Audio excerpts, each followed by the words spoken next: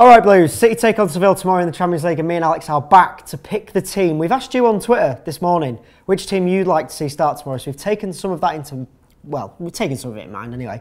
And then we're going to talk a little bit about Sevilla and the threat that they may pose. But let's kick things off with the 11. Okay. Joe out in net, but pick a back four. It's big, isn't it? Vinny might come back. So. Mangala, Otamendi did look strong at the weekend against Bournemouth. Stronger. Stronger. At the end of the day, we did concede, didn't we? So maybe it's time to bring Vinny back in and restore a bit of order. I'm gonna get. Not answering your question. Right. So I'm gonna say Zabra at right back because I think he played really well with Navas on Saturday afternoon. I thought that was good.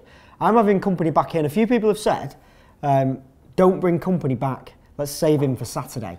Sunday.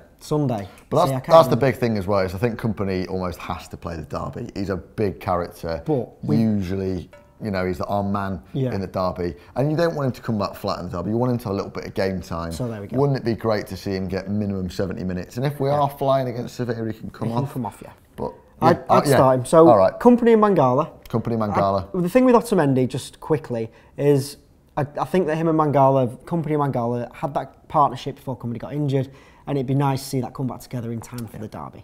And then Sanya at left back. Kolarov is fit in the squad tomorrow, but I don't think he'll start with the derby in mind because I think he'll want to play a recognised left back on Sunday. So let's move into the midfield. We've either got Fernando and Fernandinho or Fernandinho and Yaya.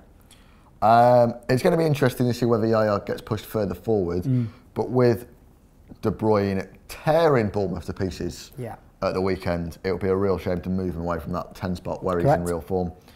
So I'm going to go, Fernandinho and Yaya. In the middle, with KDB pushed a bit. Jesus Navas against his former club, quite an emotional day for him. He had a strange game against Bournemouth. He was brilliant at times, and then apart from when he gets the ball on his left foot, takes it around the keeper and does nothing. But apart from that, I thought he was good. I think with Navas as well, that's what you can say about every game Navas played though. Flashes of brilliance and flashes of pain, but it's someone who against Sevilla is going to be bang up for it, and I want to see him play. And then Sterling on the left keeps his place after a brilliant performance, hat-trick against Bournemouth. And then there's only one man up top, Wilfred Boney. Of course. Back amongst the goals. So let us know in the comments below about that team. Our 11's there. Let us know in the comments below your 11. Let's talk a little bit about Sevilla. Mixed season to say the least. They've only won 2 games in La Liga. Beaten by Juve 2-0 last time out in the Champions League. Only 13th in La Liga as well, which is a poor start. But you could say that as well. Juventus hadn't won a game. Chelsea.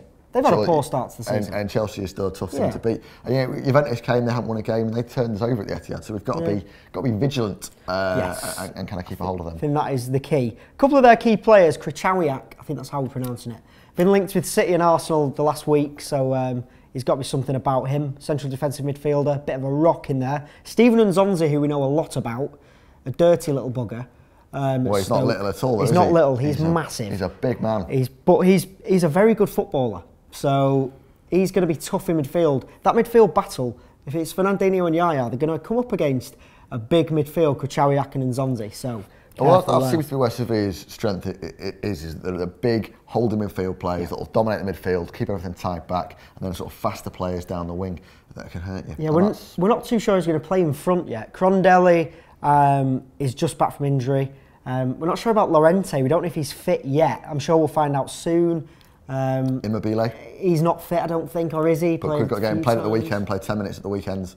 Managed to get a booking as well, interesting. So there's a few players they can bring in there and could hurt you. And of course, former Arsenal legends of about 40 games. Jose Antonio Reyes. Scored, Has he still got that funny haircut? I'm not sure. I thought Jose Antonio Reyes had retired, but turns out he's still doing the business at Sevilla, and he's playing well for them as well. He's only 32. But yeah, so there's a few of the key players. It's an unknown game, which is a worry, a bit like Mönchengladbach away was. We don't know how they're going to play, and that is the worry. It's not like playing Bayern or Barca. You know what you're getting. Quick score prediction for you. 3-1 City. 3-1. I'm going to go 1-0 City, which is going to be a nice little result. Hopefully clean sheet. I think we can turn these over. Hopefully. Let us know in the comments below your score predictions, your teams for tomorrow's game, and come back tomorrow for our FIFA predictor, and we'll see you soon.